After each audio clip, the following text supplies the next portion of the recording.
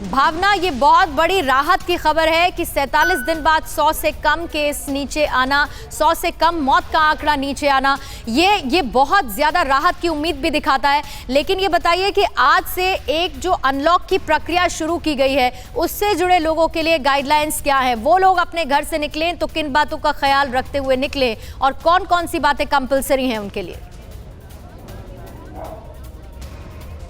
वाकई पूर्णिमा, लंबे समय बाद दिल्ली वाले राहत की सांस ले रहे हैं, क्योंकि जो मौत का आंकड़ा है उसमें भी कमी देखी जा रही है, जो पॉजिटिविटी रेट है उसमें भी कमी है, 2% से नीचे जा चुका है। वहीं अगर बात करें आज से अनलॉक 1 की जो शुरुआत हो रही है, उसमें केवल मैन्युफैक्चरिंग, प्रोडक्शन और कंस्ट्रक्शन साइट पर ही काम हो सकता है। थोड़ी ढिलाई जरूर बरती गई है, लेकिन दिल्ली में लॉकडाउन 7 जून तक बरकरार रहेगा। फिलहाल आपको आनंद विहार की तस्वीरें दिखाते और बताते चलते हैं कि आज से जो अनलॉक 1 की शुरुआत हो रही है, उसमें हम देख रहे हैं कि जो कई सारे जो मजदूर थे, जो पलायन कर चुके थे अपने परिवार के साथ लॉकडाउन के कारण, वो अब धीरे धीरे करके दिल्ली वापस पहुंच रहे हैं। आप तस्वीरों को देखिए और अंदाजा लगाइए कि इस वक्त आपको किस तरह की भीड़ रेलवे स्टेशनों पर देखने को मिलेगी।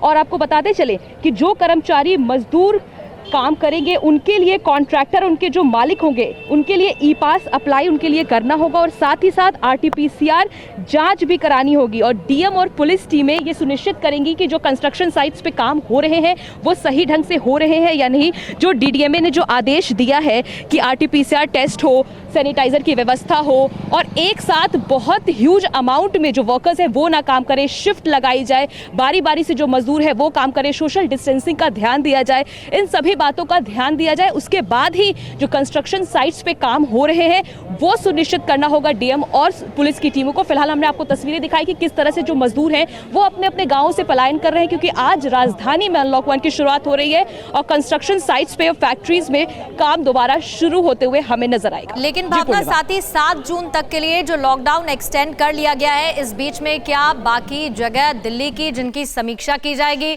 7 जून के बाद आगे दिल्ली कैसे बढ़ेगी, इसकी समीक्षा क्या इस एक हफ्ते के पीरियड में होगी? क्योंकि लगातार लॉकडाउन जो एक्सटेंड हुआ उसका नतीजा हमने यही देखा, पॉजिटिविटी रेट कम हुआ, मौत का आंकड़ा कम हुआ और संक्रमितों का आंकड़ा भी कम होता हुआ नजर आया।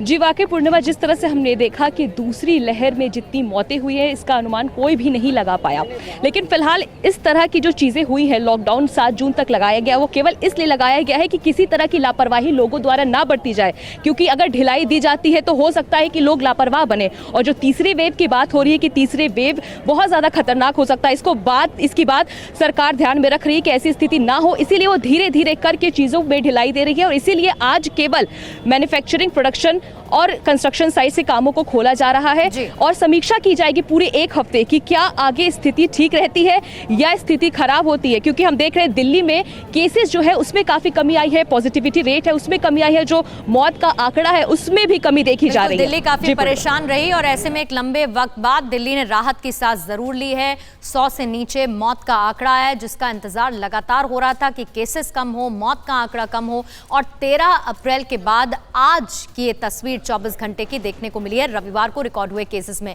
शुक्रिया आपका भावना, जानकारी देने के लिए। फिक्र आपकी, सोमवार से शुक्रवार रात 9 बजे सिर्फ TV9 भारतवर्ष पर।